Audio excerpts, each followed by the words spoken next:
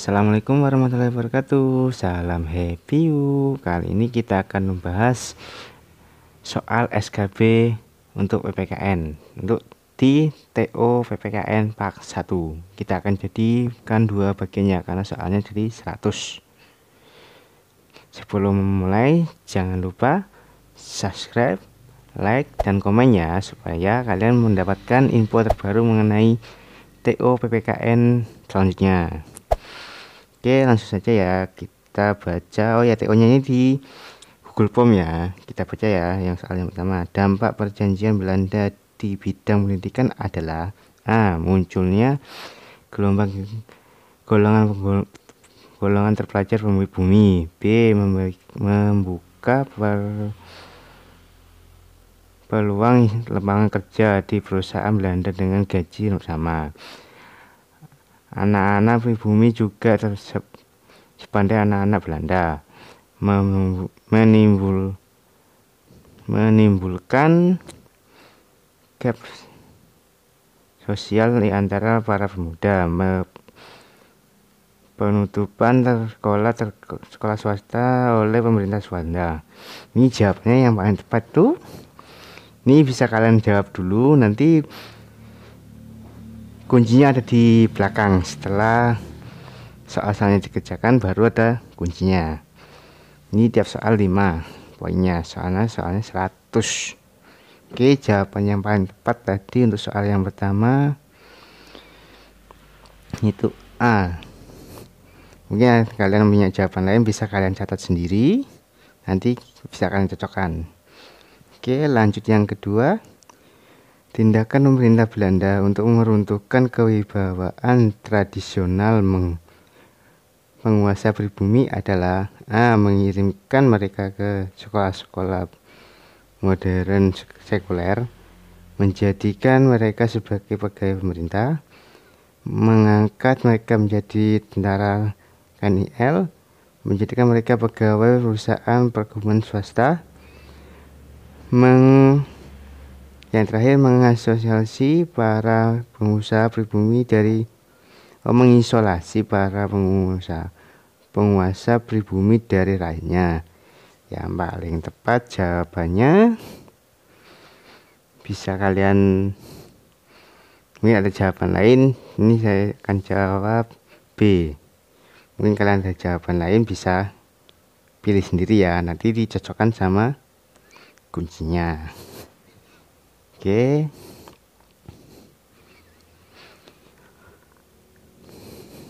kita akan lanjut di soal berikutnya. Bentar ya, saya beri waktu dulu untuk kalian berpikir. Oke, kita lanjut ke soal berikutnya. Ini soal berikutnya ini mengenai fakta Sumpah Pemuda.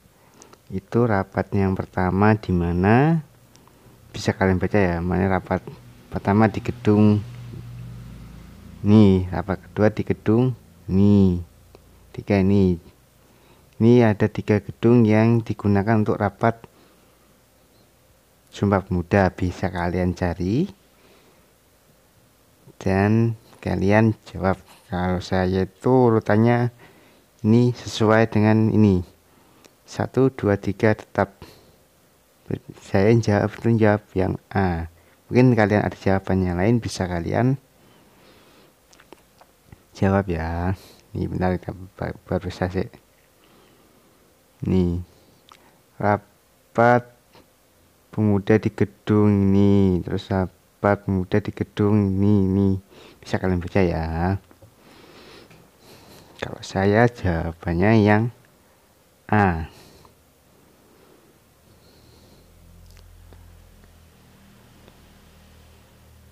Oke, saya beri waktu supaya kalian bisa baca. Nah, jawab A. Karena sudah selesai, lanjut ya. Kalau tidak bisa, nanti bisa kalian ulangi lagi atau bisa kalian hentikan videonya. Oke, soal selanjutnya, sifat Sifat pendudukan pemerintah militer Jepang di Indonesia adalah: yang pertama, melakukan eksploitasi budaya untuk melemahkan persatuan bangsa. Penetrasi politik diskriminasi dengan strategi divide and impera. Melakukan tekanan kultural pada masyarakat perkotaan. Mobilisasi tenaga kerja untuk keberlangsungan pabrik di perkebunan. Strategi ekonomi berbasis eksploitasi sumber daya alam. Kalau saya jawabannya, ini bisa kalian pilih ya. Kalau saya jawabannya yang E. Oke, bisa kalian baca, bisa kalian pilih. Karena sudah, nanti bisa kalian berhentikan dulu. Oke, lanjut di soal berikutnya. Bisa kalian baca.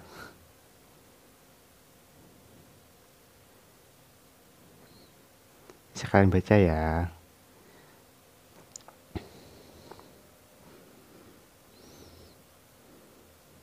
Nih, kalian baca, terus kalian jawab. Ini untuk tryout yang pertama. Nanti akan saya jadikan 2 bagian.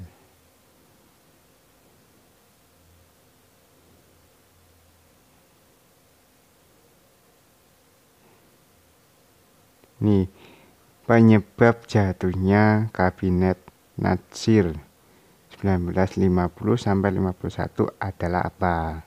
Kalau saya jawabannya do. Mungkin kalian bisa jawab lain, tidak apa-apa. Kalian berhentikan aja dulu untuk soalnya. Untuk videonya. Oke, lanjut. Karena waktunya sudah selesai. Lanjut ke soal berikutnya. Ini langkah strategi Presiden B.J. Habibie untuk perkembangan sebagai bentar. Maaf ya. Ini bisa kalian baca ya. Oke, bisa kalian baca. Dan bisa kalian jawabannya yang do. Terus kalau saya ini do, kalian nanti bisa jawab sendiri. Entah itu A, B, bisa kalian catat sebagai referensi kalian. Kalau ini PPKI, membentuk badan keamanan rakyat itu pada tanggal 22 Agustus yang akan, yaitu apa? Jadi kalau saya jawabannya C. Kalian bisa milih jawaban kalian sendiri sesuai dengan pilihan kalian. Kalau saya C. Oke, saya beri waktu. Kalau mau baca lagi silakan di klik pause, kalian baca.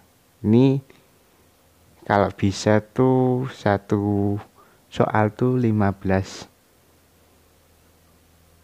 detik sampai 30 detik. Oke. Kalau saya ini jawabannya C. Gak tahu kalian, oke. Bisa kalian baca-baca lagi terus. Kalau saya jawabannya ini, jangan menurut saya ya, mungkin saya suka enggak benar. Oke, lanjut ke soal berikutnya. Salah satu tujuan didirikannya ASEAN adalah apa? Di situ bisa kalian baca jawabannya.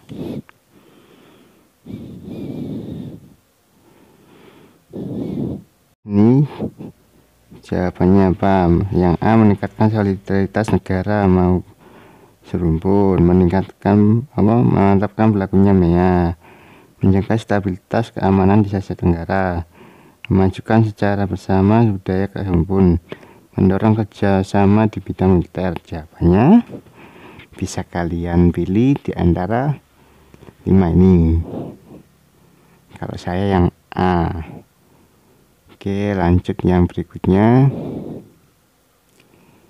Syarifuddin Prawinegara memiliki peran penting pasca agresi militer Belanda kedua di Indonesia 19 Desember 48, yaitu membentuk pemerintahan pelarian Indonesia di India dengan bantuan India, membentuk pemerintah revolusioner Republik Indonesia dan semesta, membentuk pemerintah hutan Republik Indonesia di Bukit Tinggi Sumatera Barat, membentuk pemerintah pelarian yang berdalat di Bukit Tinggi Sumatera Barat, menggantikan Soekarno sebagai pejabat presiden yang memiliki otoritas penuh. Kalau saya jawabannya yang C. Itu bisa kalian jawab sendiri jawaban kalian. Oke, lanjut yang kedua. Perhatikan berikut rempah-rempah sebagai emas hitam Eropa, kemajuan iptek, perubahan konstitusi politik dan konstitusional. Yang keempat, dimulai misi diplomatis. 5. Indonesia sebagai pasar potensial. Dari di data di atas, faktor-faktor yang mendorong bangsa Portugis datang di Indonesia ditunjukkan oleh nomor. Bisa kalian baca terus kalian jawab. Maksimal jawaban per soal tuh 30 sampai 45 menit menit. Kalau saya jawabannya yang A. Kalian bisa jawab yang lain.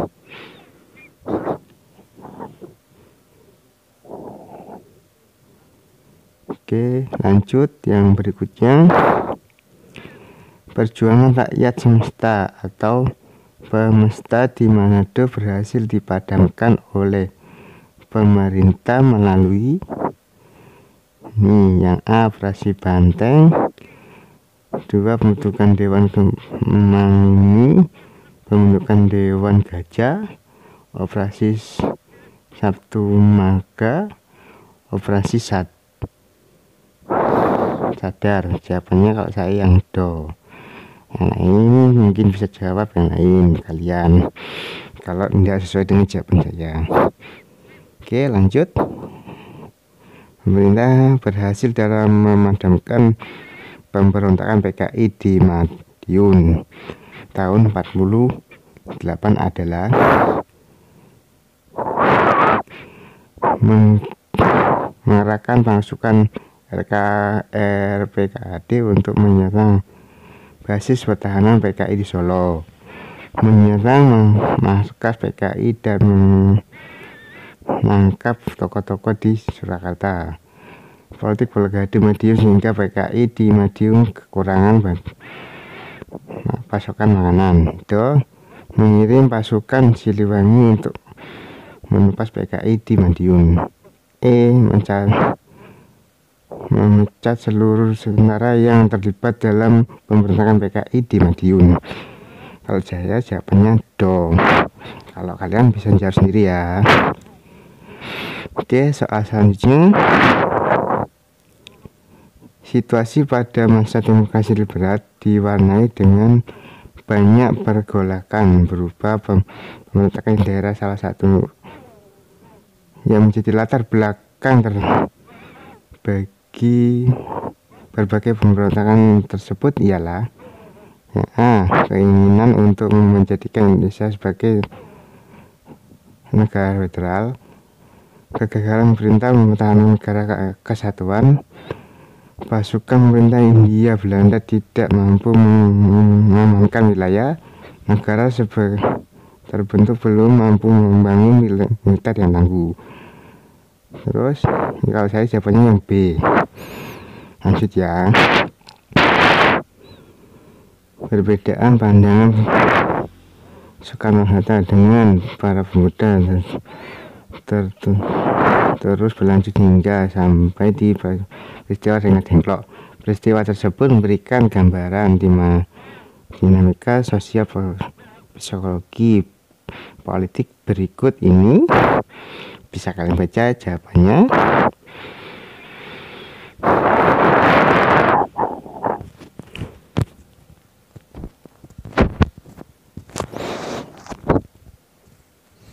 Ya, bisa kalian baca ya jawabannya.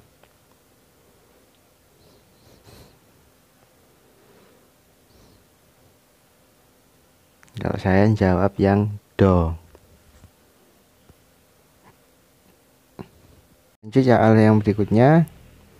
HPOC yang paling besar berkontribusi terhadap kebangkrutannya adalah terkait dengan kewenangan berikut ini: memonopoli perdagangan di Afrika sampai Amerika Selatan, merekrut dan memiliki tentara sendiri, mencetak dan mengeluarkan mata uang sendiri, H. mengikat perjanjian dengan penguasa pribumi, memiliki kantor dan sistem perdagangan sendiri.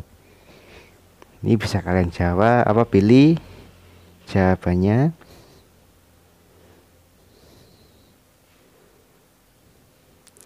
Kalau saya milih yang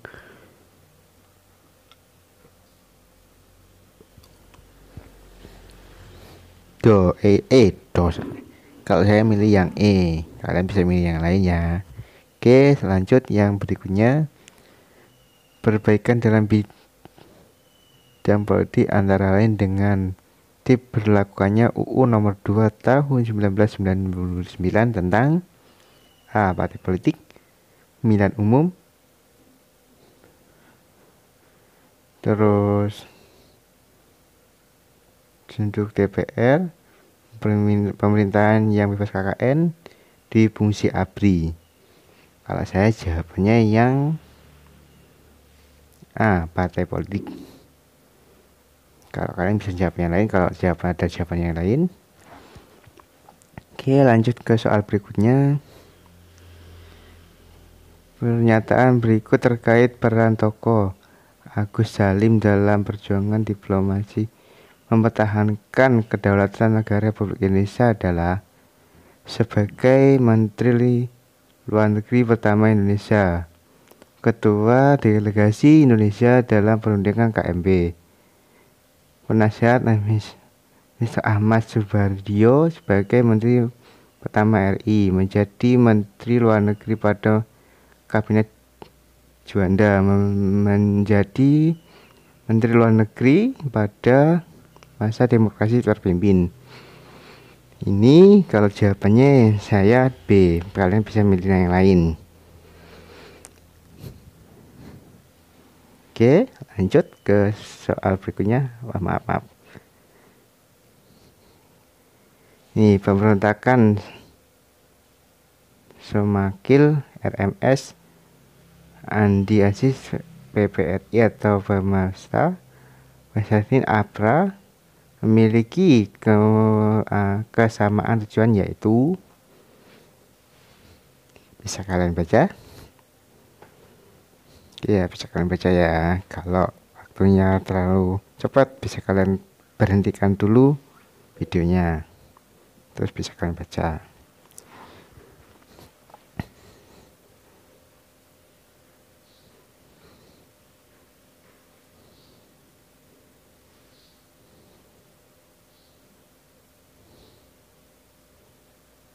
Kalau ini saya jawab E. Kalian mungkin ada jawaban lain, bisa kalian pilih sendiri ya. Oke, lanjut ke soal berikutnya. Oke, Organisasi of Islamic Conference menjadi organisasi komunitas Islam yang tujuannya antara lain memajukan solidaritas Islam di antara anggota-anggota. Contohnya pada Indonesia yang paling menginspirasi dalam OKI adalah, ini jawabannya bisa kalian pilih, bisa kalian baca. Kalau saya jawabannya yang E. Kalau saya Kalian bisa pilih sendiri ya. Oke, lanjut yang berikutnya. Pasukan Garuda adalah pasukan tentara nasional Indonesia yang ditugaskan sebagai pasukan perdamaian di negara lain. Indonesia mulai turut serta mengirimkan pasukan sebagai bagian dari pasukan penjaga keamanan PBB sejak 1957 sehingga sekarang. Bagi bangsa Indonesia mengirimkan misi Garuda tersebut untuk memenuhi permintaan PBB dan memiliki alasan yang kuat, yaitu memenuhi tuntutan alinea keempat pembukaan UUD 45. Hal ini menunjukkan bahwa ini jawabannya kalau saya yang E. Oke, lanjut. Salah satu hasil sidang istimewa MPR pada 10-13 November 1998 adalah TAP MPRS nomor 18 yang berisi tentang kalau saya A. Kalian bisa pilih jawaban kalian masing-masing ya. Oke, jangan lupa subscribe ya. Oke, lanjut. Yang berikutnya, semangat yang menjiwai kelahiran Orde Baru pada awalnya adalah menggalakkan pembangunan nasional yang menguntungkan konglomerat, menghasilkan undang-undang yang membatasi gerakan partai. Kali ini bisa kalian baca sendiri. Kalau saya jawabannya yang E, mengkoreksi menyeluruh terhadap berbagai penyimpangan Orde Lama. Mungkin ada jawabannya lain, bisa kalian jawab ya. Oke, lanjut yang soal berikutnya. Aksi-aksi demonstrasi kebanyakan dimotori oleh mahasiswa karena mereka jawabannya bisa kalian jawab ya. Lebih pandai dalam menggerakkan massa, memiliki sikap kritis dan peduli terhadap kondisi bangsa. Jumlahnya banyak, terdiri dari mahasiswa yang lain. Kalau ini jawabannya yang B kalau saya. Oke, lanjut yang nomor selanjutnya. Penerapan analogi Transjakarta atau busway ya dikembangkan Jakarta memiliki fungsi sebagai. Jawabannya bisa kalian pilih. Ini ada soalnya, bisa kalian baca. Kalau saya yang nih, solusi transformasi massal yang efisien dalam waktu dan jarak tempuh. Jawabannya yang C kalau saya. Kalian bisa, mungkin ada jawaban lain, bisa kalian pilih ya.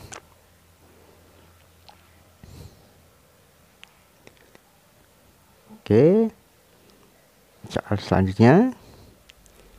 Pada dasarnya partai politik dibentuk sebagai sarana untuk menjembatani warga negara agar memiliki political efficacy. Apa yang dimaksud political efficacy? Ini bisa kalian baca. Kepercayaan dan keyakinan warga negara terhadap pemerintah bahwa pemerintah akan memberikan keadilan. Kepercayaan dan keyakinan warga negara terhadap pemerintah dan kepercayaan mereka akan kemampuan mereka warga negara dalam memenuhi keputusan politik. Kepercayaan dan keyakinan warga negara terhadap sistem politik yang berlaku. Kepercayaan warga negara dalam setiap keputusan politik yang dikeluarkan oleh pemerintah terhadap rakyatnya. Bisa kalian pilih ya. Ini terserah kalian, semua masih terserah kalian yang menurut kalian jawaban yang paling tepat. Kalau saya jawab yang bentar ya, yang ini, kepercayaan dan keyakinan warga negara terhadap sistem politik yang berlaku. Oke, lanjut ke soal berikutnya. Tokoh yang membangkitkan semangat keorganisasi Budi Utomo adalah, ini kalau saya jawabannya yang A. Mungkin kalian ada jawaban lain bisa. Maaf, ada kesalahan. Bentar ya, bisa kalian pilih ya. Ini lanjut. Hak DPR yang diatur dalam pasal 20A ayat 2 Undang-Undang Negara Dasar Negara Republik Indonesia tahun 1945, yaitu kecuali. Hak DPR itu apa saja, kecuali kalau saya ini di pengawasan. Kecualinya, kalau kalian boleh milih sesuai dengan keyakinan kalian yang tepat. Oke, yang kedua, mengajukan rancangan undang-undang yang berkaitan dengan otonomi daerah merupakan kewenangan dari MPR, DPR, DPRD, atau DPD. Kalau saya jawabannya yang DPD, Dewan Perwakilan Daerah. Oke, lanjut. Yang bukan merupakan bagian kekuasaan menurut Montesquieu adalah eksaminatif, legislatif, yudikatif, eksekutif. Kalau saya jawabannya yang eksaminatif.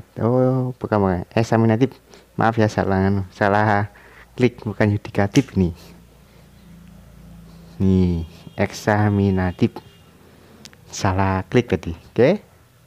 Lanjut ke soal berikutnya. Kekuasaan itu tetap ada sepanjang negara tetap berdiri. Walaupun pemerintah sudah berganti, berarti kedaulatan itu bersifat asli, tunggal, permanen, tidak terbatas. Kalau saya jawab yang permanen. Kalian bisa beri jawaban kalian sendiri ya. Oke, lanjut. Saya beri waktu lagi. Bisa kalian pilih sendiri ya. Oke. Lanjut berikutnya. Berikut ini merupakan salah satu kewenangan Mahkamah Agung, yaitu memberikan pertimbangan hukum kepada Presiden dalam memberikan atau menolak gerasi, memeriksa dan memutuskan perkara tingkat pertama, dan terakhir yang bersifat final dan mengikat, mengeksekusi pihak-pihak yang kalah dalam perkara di pengadilan negeri dan pengadilan tinggi, memeriksa dan memutus perselisihan hasil pemilih presiden wakil presiden secara langsung, memeriksa dan memutuskan perselisihan antara lembaga yang tidak dapat diganggu gugat. Kalau saya jawabannya itu yang pertama tadi, memberikan pertimbangan hukum kepada presiden dalam pemberian ataupun penolakan gerasi. Nah, mungkin ada kalian jawaban yang lain, tidak apa-apa, bisa jawab yang lain.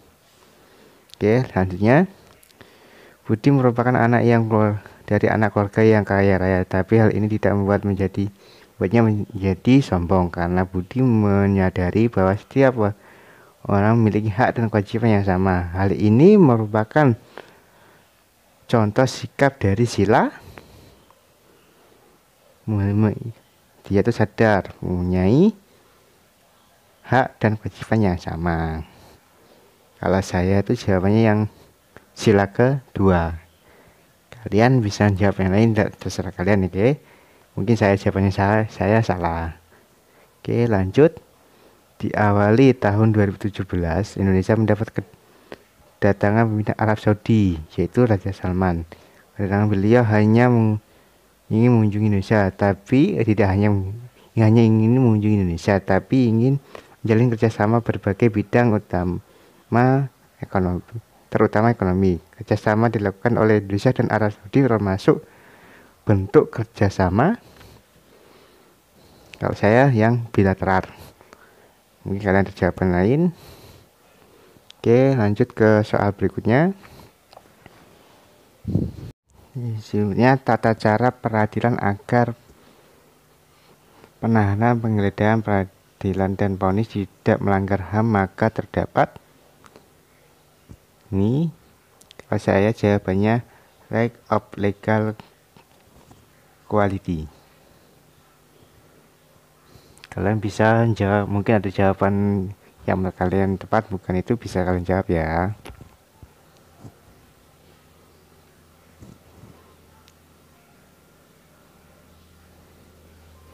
Kalau saya milih yang right of legal quality.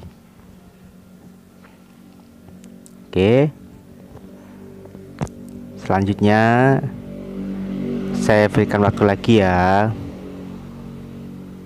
Oh bukan, produk, maaf ya, produser, prosedur right, maaf ya, jawabannya itu salah saya. Oke lanjut. Kemerdekaan bersikap, bertindak, dan berpendapat memeluk agama merupakan, kalau saya yang ini, personal right. Kalian bisa jawab sendiri yang menurut kalian benar. Oke lanjut. Pengadilan HAM berada di bawah lingkup peradilan umum dan berkedudukan di kabupaten kota. Pengadilan HAM dibentuk khusus untuk mengadili pelanggaran HAM, berarti di mana yang menangani kasus HAM tersebut melalui tahap-tahapnya apa saja. Bisa kalian baca ini tahapannya, bisa kalian pilih nanti. Kalau saya bentar ya, lihat yang di atas. Bentar ya. Kalau saya tadi jawabannya yang, kalian mungkin ada jawaban lain bisa dijawab ya.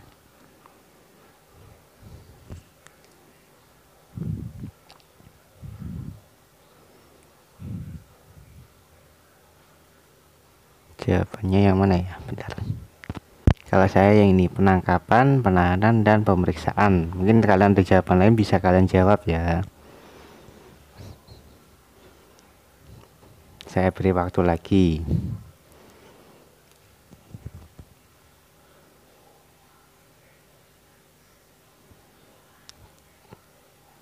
Oke, lanjut ke soal berikutnya.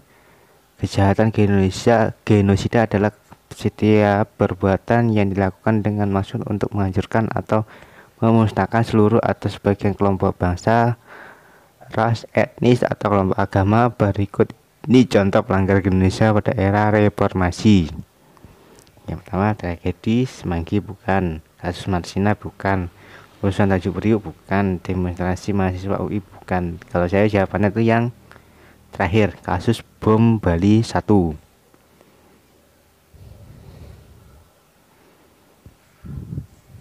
Ini ada jawaban kalian yang beda, silahkan dijawab ya. Oke, selanjutnya untuk soal selanjutnya antara hubungan antara hak dan kewajiban hak asasi manusia dengan Pancasila sangat erat sekali karena mengandung nilai dasar yang bersifat universal. Berikut ini makna hak dan kewajiban asasi manusia menurut sila kemanusiaan yang adil dan beradab adalah: yang pertama, hak kemerdekaan untuk memeluk agama, hak untuk mendapat kedudukan yang sama untuk mendapatkan jaminan dan perlindungan hukum, hak untuk menghormati dan menempatkan kepentingan bangsa dan negara di atas kepentingan pribadi dan golongan, hak menghargai setiap warga negara untuk bermusyawarah mufakat. Jawabannya kali ini saya antara yang nomor 2 sama nomor 3. Kalau yang nomor 4 mengakui hak milik perorangan dan melindungi pemanfaatnya oleh negara, itu tidak terlalu tepat. Ini jawabannya ada 2. Kalau saya yang nomor 2 sama nomor 3. Kalau saya pilih yang nomor 3 aja sudah. Oke, lanjut di soal berikutnya. Oke, saya bentar ya, saya kasih waktu untuk kalian berpikir lagi.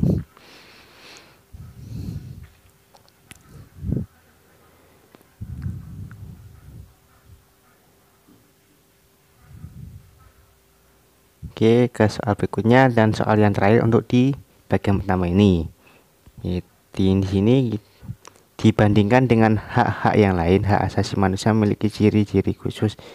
Pasangan yang sesuai dengan antara ciri HAM dan artinya adalah universal. Hak asasi manusia melekat pada diri manusia sejak lahir. Hakiki, hak asasi manusia berlaku semua orang. Maaf ya, bentar. Semua orang tanpa memandang status. Utuh, hak asasi manusia tidak dapat dicabut dan diserahkan kepada orang lain.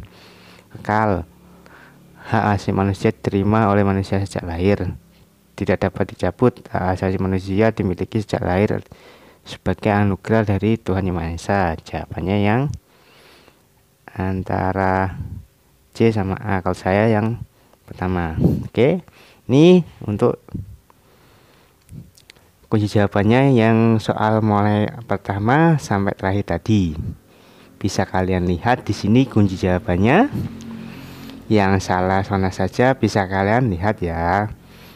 Dan juga sebelum selesai, saya juga berterima kasih kepada admin grup WA SKB PPKN yang sudah membuatkan TO atau tryout PPKN yang part pertama. Ini saya buatkan videonya karena banyak yang ingin, Kak, videonya dong, kayak gitu. Terus ini jawabannya bisa kalian lihat ya untuk kunci jawabannya. Di sini sudah ada semua. Ini hanya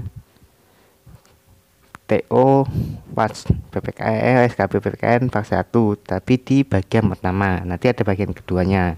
Karena soalnya 100, kalau saya bahas semua satu soal, waktunya yang tidak akan nutut.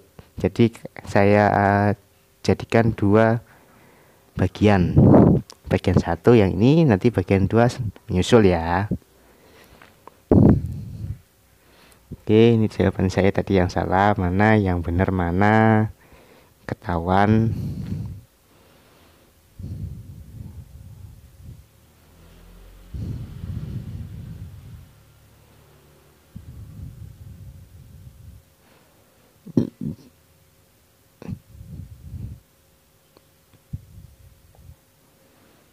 Ini ya, ini kan jawabannya yang benar mana, yang salah mana. Oke, bisa kalian lihat ya. Ini jawaban yang saya salah tadi yang mana. Ini yang saya salah. Nanti di bagian kedua akan keluar total skor saya. Kita bandingkan sama-sama ya. Nanti di bagian kedua, nanti kalian bisa komen, Kak, saya dapat sekian, saya dapat sekian. Nanti bisa komen ya. Ini karena bagian pertama soalnya juga tidak semua, karena soalnya ada 100. Kalau kalian benar semua dapat nilai 500. Itu. Ini untuk TO atau tryout pertama. Nanti ada tryout selanjutnya lagi ya. Oke, bentar ya. Ini kita lihat dulu soal-soal yang kita jawab tadi, kunci jawabannya yang mana saja. Dan nanti untuk tryout selanjutnya akan saya buatkan setelah ini ya. Jangan lupa untuk subscribe, like, dan komen supaya kalian tahu untuk bagian keduanya. Saya tunggu di bagian kedua ya. Assalamualaikum warahmatullahi wabarakatuh.